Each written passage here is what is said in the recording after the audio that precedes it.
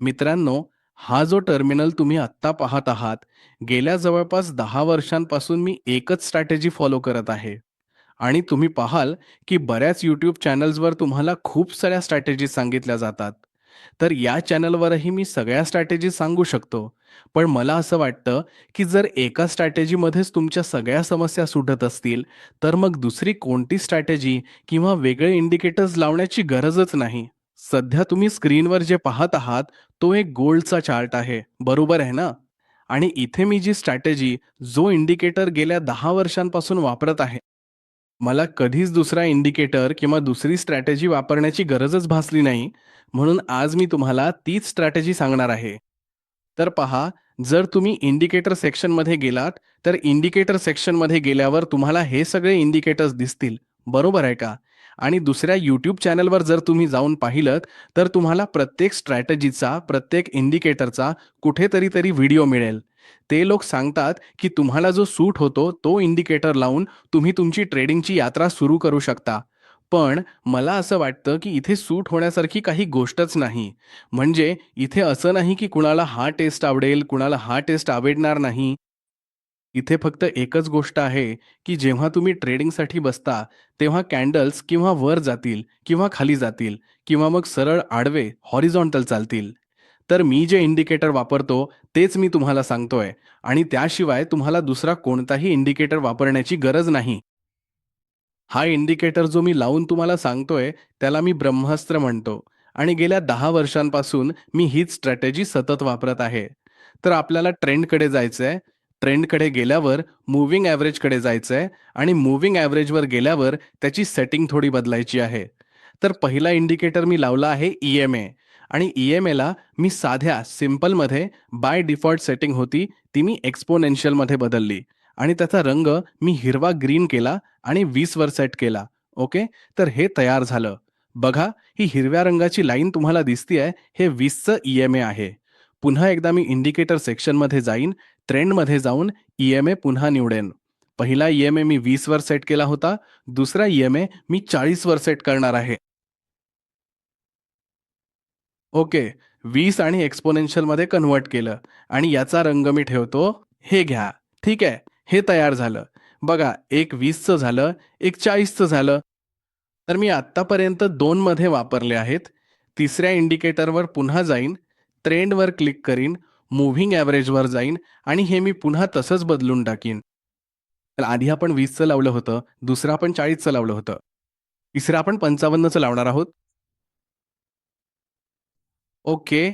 हे सिंपलवरून एक्स्पोनेन्शियलमध्ये कन्व्हर्ट करू आणि याचा रंग आपण बदलून काहीही ठेवू शकतो. कारण बॅकग्राऊंड डार्क आहे, म्हणून आपल्याला लाईट ठेवायला हवं, म्हणजे छान दिसेल. ठीक आहे. हे झाले 20, 40 आणि 55. एकदा अजून आपण ई-एम-एच्या सेक्शनवर जाऊ. ट्रेनवर गेल्यावर ई-एम-ए मूव्हिंग ॲव्हरेज सिलेक्ट केलं. ओके. आणि हे आपण 100मध्ये कन्व्हर्ट करू. सिंपलला एक्स्पोनेन्शियलमध्ये बदललं आणि याचा रंग आपण रेडच ठेवूया. ओके. तर आता तुम्हाला दिसतंय हे 4 ई-एम-ए बघा. तर या इंडिकेटरचा वापर करण्याचा सगळ्यात उत्तम मार्ग म्हणजे बघा, मार्केट 80% 70 ते 80% हॉरिझॉन्टल राहतं. बरोबर आहे. 70 ते 80% हॉरिझॉन्टल राहतं. म्हणजे अगदी सरळ, जसं हे अगदी सरळ आहे. ओके. तुम्हाला कोणतं मार्केट पकडायचं आहे? जेव्हा मार्केट वर जातंय किंवा खाली येतंय. तेव्हा वर जात असेल, तेव्हा तुम्ही बाय प्लेस करा ट्रेड आणि जेव्हा खाली येत असेल, तेव्हा तुम्ही सेल प्लेस करा. असं केल्यास तुम्ही प्रॉफिटमध्ये राहाल. तर हे चारही ई-एम-ए 20, 40, 55 आणि 100चा जो ई-एम-ए आहे, बघा हे नेहमी लक्षात ठेवा, की जेव्हा हे चारही ई-एम-ए एकमेकांना टच करत नाहीत आणि सिक्वेन्समध्ये ओपन असतात. सिक्वेन्समध्ये म्हणजे कॅन्डलच्या सर्वात जवळ 20, मग 40, मग 55, मग 100 हे 4 ई-एम-ए जेव्हा तुम्ही लावाल, तेव्हा या इंडिकेटरमुळे तुम्हाला हे कळेल, की ट्रेंड वरच्या दिशेला जाणार आहे, की खालच्या दिशेला जाणार आहे. खूप लोक मला विचारतात, "सर, तुम्ही सांगा की गोल्ड वर जाईल की खाली जाईल? तुम्हाला काय शक्यता वाटते?" तर बघा, मार्केटमध्ये गोल्ड असो किंवा कुठल्याही कंपनीचे शेअर्स असोत किंवा कुठलेही करन्सी पेअर्स असोत, हे सगळं नेहमी डिमांड आणि सप्लायवरच अवलंबून असतं. तर डिमांड आणि सप्लाय म्हणजे काय, हे तुम्हा सगळ्यांना खूप चांगलं माहिती आहे. जेव्हा खरेदीदार म्हणजेच खरेदी करणारे लोक खूप जास्त वाढतात, तेव्हा कुठल्याही करन्सी किंवा कुठल्याही कंपनीच्या शेअरची किंमत वाढत जाते. आणि जेव्हा विक्रेते म्हणजेच विकणारे लोक खूप जास्त असतात, तेव्हा त्याची किंमत कमी होत जाते. तर खरेदीदार कधी जास्त असतील, विक्रेते कधी जास्त असतील, हे मी नाही किंवा जगातला कुठलाही व्यक्ती तुम्हाला सांगू शकत नाही. म्हणून कधीही कुणालाही हे विचारू नका, की काय वाटतं, कधी खाली जाईल? वाटणं काहीच नाही. जे दिसतंय त्यावरच ट्रेड करायचंय. तर फक्त हाच एक इंडिकेटर तुम्हाला नेहमी प्रॉफिटमध्ये ठेवेल. हा इंडिकेटर कसा वापरायचा हे लक्षात ठेवा. समजत नसेल तर व्हिडिओ सेव्ह करून वारंवार ऐका, प्रॅक्टिकल करून बघा. इथे मी 20, 40, 55 आणि 100चा ई-एम-आय लावला आहे. जसं ही कॅन्डल 20च्या ई-एम-आयला क्रॉस करून वर जायला लागते, तेव्हा तुम्ही ट्रेड प्लेस करायची आहे. ठीक आहे? आणि तुमचा स्टॉप लॉस 55 वर ठेवायचा आहे. ठीक आहे? कारण 55 बघा, इथे या एरियामध्ये जाऊन बघा, तुम्ही पाहू शकता की इथे सपोर्ट मिळाला. तर हे 40ला टच करून वर जाईल किंवा 55ला टच करून वर जाईल किंवा 100ला टच करून वर जाईल. तर 100चा ई-एम-आय जर त्याच्या वर कॅन्डल बनत असतील, तर ट्रेंड अपवर्ड डायरेक्शनमध्ये आहे आणि 100च्या ई-एम-आयच्या खाली कॅन्डल बनत असतील, तर ट्रेंड डाउनवर्ड डायरेक्शनमध्ये आहे. तर इथे बघा, अजून एक गोष्ट नेहमी लक्षात ठेवा, की जेव्हा हे चारही ई-एम-आय एकमेकात रस्सीसारखे गुंतलेले असतात, जसं या पोझिशनमध्ये तुम्ही पाहू शकता, अशा सिच्युएशनमध्ये ट्रेड प्लेस करू नका. जेव्हा ई-एम-आयच्या आत कॅन्डल बनत असतात, तेव्हा ट्रेड प्लेस करू नका. सध्या तुम्ही स्क्रीनवर पाहत आहात, हा 1 तासाचा कॅन्डल आहे. ठीक आहे? आता बघा इथे. खालीच्या बाजूला आला, मग पुन्हा वर गेला. म्हणजेच च्या आत कॅन्डल बनायला सुरुवात झाली, तेव्हा तुम्ही ट्रेड प्लेस करू नये आणि इथे या ई-एम-आयच्या 100च्या ई-एम-आयच्या बाहेर जेव्हा कॅन्डल बनायला सुरुवात झाली, तेव्हाही तुम्ही ट्रेड प्लेस करू नये. तुम्ही ट्रेड तेव्हाच प्लेस करायचा आहे, जेव्हा हे चारही सिक्वेन्समध्ये ओपन होतील.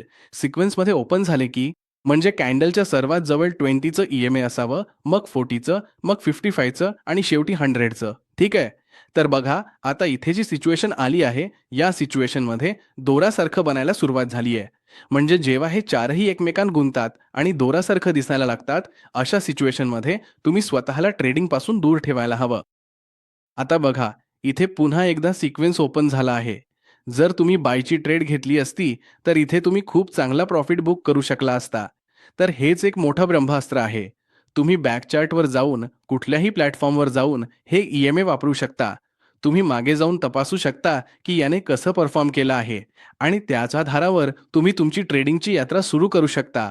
आणि गेल्या 10 वर्षांपासून मी ही स्ट्रॅटेजी फॉलो करत आहे. मला दुसरी कोणतीही स्ट्रॅटेजी फॉलो करण्याची आजपर्यंत कधीच गरज वाटली नाही. तर तुम्हीही ही स्ट्रॅटेजी फॉलो करा आणि अशाच आणखी व्हिडिओंसाठी चॅनलला सबस्क्राईब करा. खूप खूप धन्यवाद.